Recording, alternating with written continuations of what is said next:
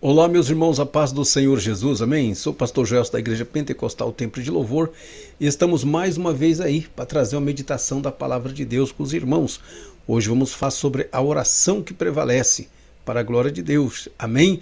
Mas antes, vamos fazer a nossa oração. Senhor nosso Deus, em nome de Jesus, obrigado por esta oportunidade, meu Senhor. Quero te agradecer porque até aqui o Senhor tem nos sustentado, meu Pai. Toma nas tuas mãos teus filhos, cada inscrito deste canal. Pai, o Senhor conhece as suas histórias, meu Pai. Que o Senhor possa agir de acordo com a tua vontade, meu Pai, na vida de cada um. Pai, dê saúde àquele que clama pela saúde.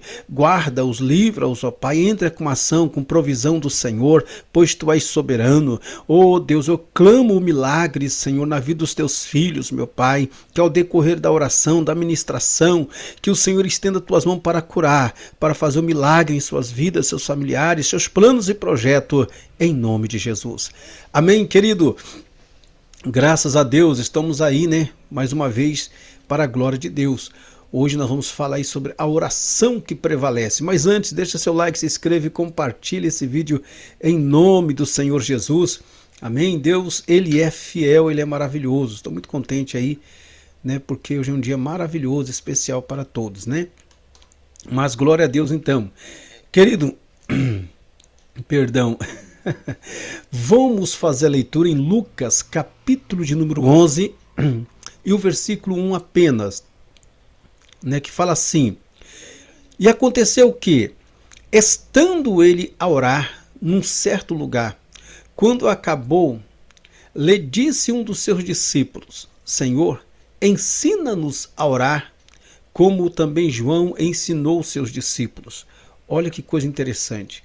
Então os discípulos ali pedindo para Jesus lhe ensinar a orar, porque era costume, né, do professor ensinar o seu aluno, como é hoje. Então os discípulos eram alunos de Cristo, então eles tinham ansiedade em querer aprender a orar. Então Jesus segue-se uma sequência de ministração a eles sobre o fator importante da oração. Mas eu quero falar com vocês sobre a oração que prevalece. Primeira coisa para entender a questão da oração é que a oração, ela é um mistério, né? Um mistério que poucos compreendem. A oração, ela é um mistério, mas ela cria um impacto extraordinário no mundo físico e no mundo espiritual. A oração é um mistério que poucos compreendem, mas ela cria um impacto no mundo físico e no mundo espiritual. Então, orarmos é uma necessidade. Eu trato a oração, como eu converso com os irmãos da igreja, a oração é um diálogo, é uma conversa entre você e Deus. Não tem muito mistério na questão de você falar com Deus. Ela é um mistério porque ela atinge algo sobrenatural que nós não compreendemos. Mas ao você falar com Deus, você pode conversar com Deus no teu dia a dia. Então a oração, ela pode ser dada como diálogo entre você e Deus. É interessante que a pessoa fala assim: mas Deus, Ele sabe todas as coisas, por que eu preciso orar? Primeiro fator você tem que entender. Deus, Ele é um Deus onisciente. E Ele sabe o que precisamos, mas Deus não vai intervir em nossas decisões. Deus não vai intervir. Mas, mesmo assim, Ele insiste que nós venhamos orar. Por quê? Nós precisamos compreender a vontade de Deus para a nossa vida e aceitar esta vontade. Deus, Ele pode agir? Pode.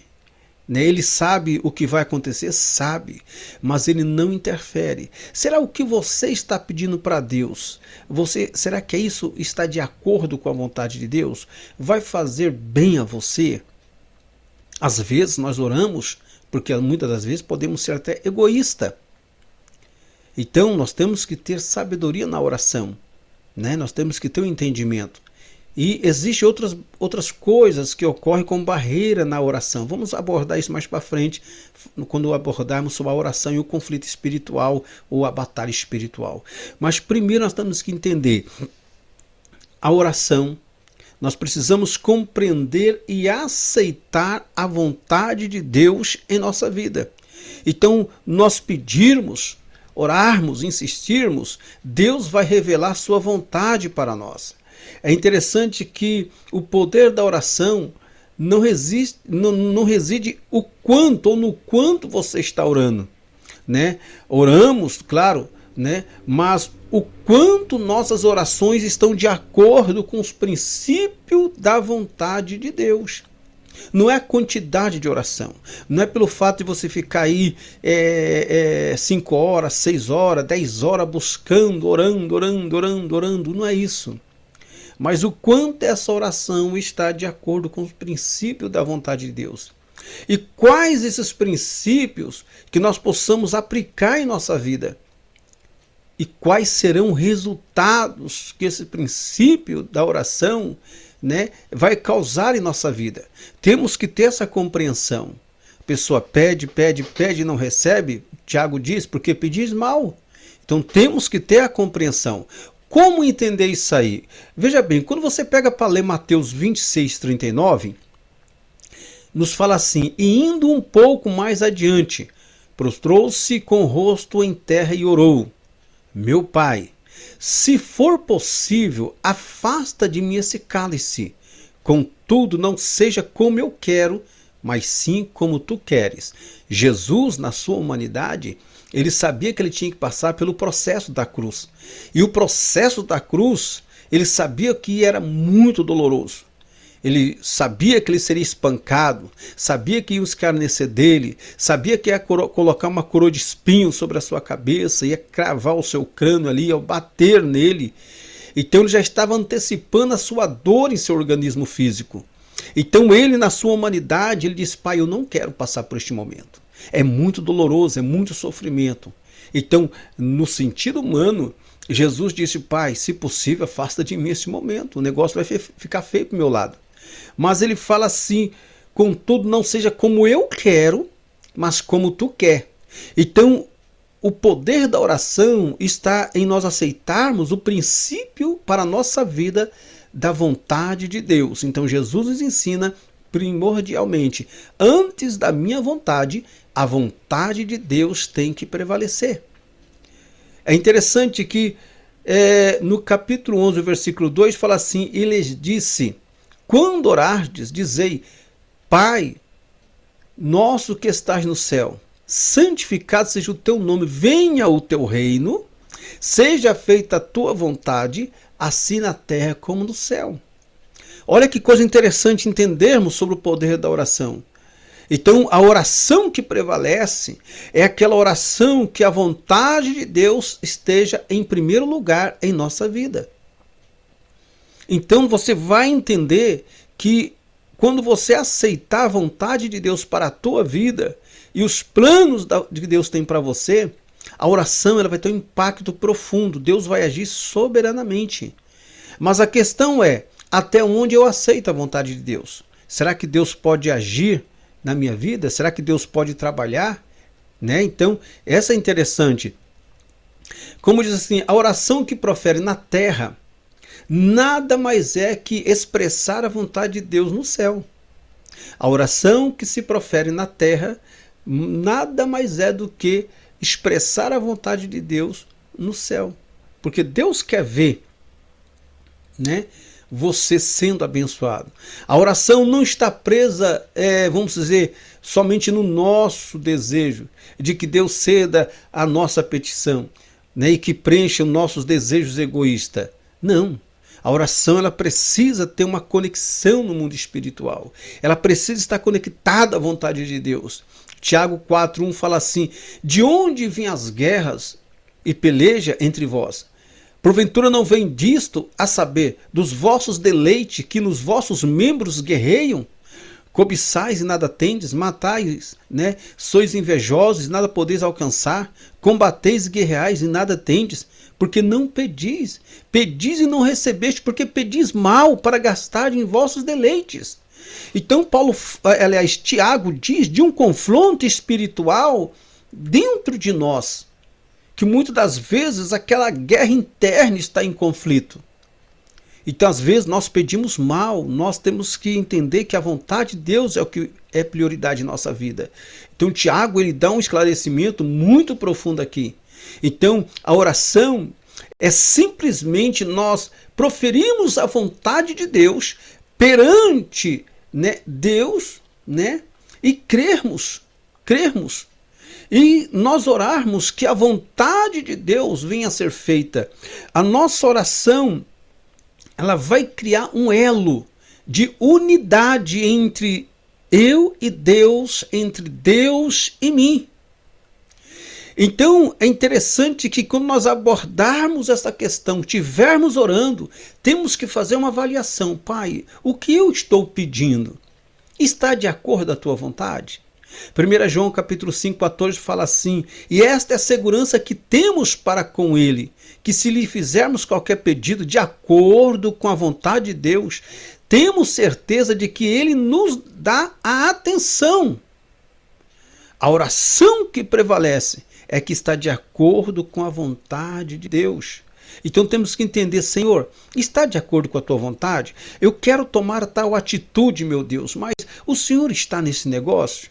Eu posso agir desta maneira?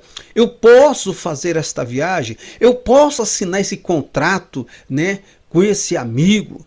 Às vezes a pessoa cria uma sociedade, né, seja numa empresa, e muitas vezes ela não pede a Deus uma direção. Ela vai porque o camarada deu um bom sorriso, ou a amiga, ou a irmã deu aquele sorriso maravilhoso, tapinha nas costas. Ah, é de Deus a pessoa que eu estou precisando para estar ao meu lado na empresa. E quando ele assina o papel, cria a unidade, cria ali um vínculo, sem pedir a direção de Deus, as coisas começam a dar errado. Às vezes amizades com pessoas erradas, relacionamentos com pessoas erradas. Às vezes a mulher entra num casamento que não pede a direção de Deus, ao passar do tempo as coisas começam a acontecer errado dentro desse casamento. Um homem que precipita a entrar num relacionamento com a mulher que ele não pediu a Deus a direção. Jovens que tomam decisões erradas, sem antes consultar a vontade de Deus. Pai, é da tua vontade de eu me relacionar com esta jovem? É da tua vontade de eu viajar? Às vezes pastores, né, que muitas vezes em vez de pedir uma direção para assumir uma obra, mas recebe uma proposta gorda, pega toda a sua família, sai do lugar que está, do seu porto seguro e vai assumir uma obra, uma igreja em outro lugar, e de repente os problemas começam a acontecer. Aí vai culpar Deus. Deus, por que o Senhor fez isso? Mas antes de tudo, eu orei, eu pedi a direção de Deus para assumir um compromisso, né? Não, eu arrumei um serviço, gente, esse serviço eu vou rachar de ganhar dinheiro. É um serviço que, olha, é muito próspero, é prosperidade. Esse serviço é o que eu estava precisando. E quando entra no serviço, a pessoa não vai mais congregar, não vai ter tempo de celebrar ceia, não vai ter tempo de vir para a casa de Deus, vai se afastar de Deus. Mas será que Deus vai te colocar você em um serviço para lhe afastar da presença dele? Será que Deus, meu irmão, vai lhe dar um serviço para afastar você da sua família? Será que Deus vai te colocar você em situações para lhe trazer confusão? Então espera a vontade de Deus, ora que Deus vai lhe abrir a porta, pede a vontade de Deus para a tua vida. Porque nem tudo aquilo que é amarelo é ouro, nem tudo que reluz é ouro. Então eu preciso pedir a vontade de Deus. Pai, seja feita a tua vontade. Eu pretendo viajar, eu pretendo assumir um compromisso, eu pretendo assinar um contrato de uma aliança com esta empresa, ter um sócio nesse negócio, eu pretendo, Deus, fazer esta reunião. Eu preciso saber se o Senhor está neste negócio. Então você vai orar, que a vontade de Deus prevaleça, e Deus vai confirmar no teu coração coisas tremendas e sobrenatural. Amém, meus irmãos? Que Deus os abençoe. Não se esqueça, dá um like, compartilha, em nome do Senhor Jesus. Se inscreva também, em nome de Jesus, para a glória de Deus. Vamos fazer a nossa oração? Senhor, nosso Deus, muito obrigado por esta oportunidade. Toma nas tuas mãos teus filhos.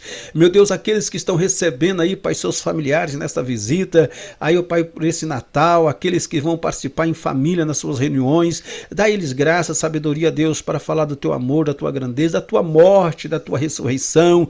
Pai, qual é o propósito da morte e o fundamento da ressurreição do Senhor? Eu peço a tua graça, abençoa, meu Deus, teus filhos, abençoa esta família, esse irmão, esses que estão em viagem, esses que estão trabalhando, guarda, livra, Senhor, dá o livramento à vida de cada um, e que tua vontade venha prevalecer em nome do Senhor Jesus, em nome de Jesus. Amém, querido, que Deus te abençoe, de segunda a sexta-feira estamos aí unidos para a glória de Deus. Amém, fica na paz do Senhor Jesus.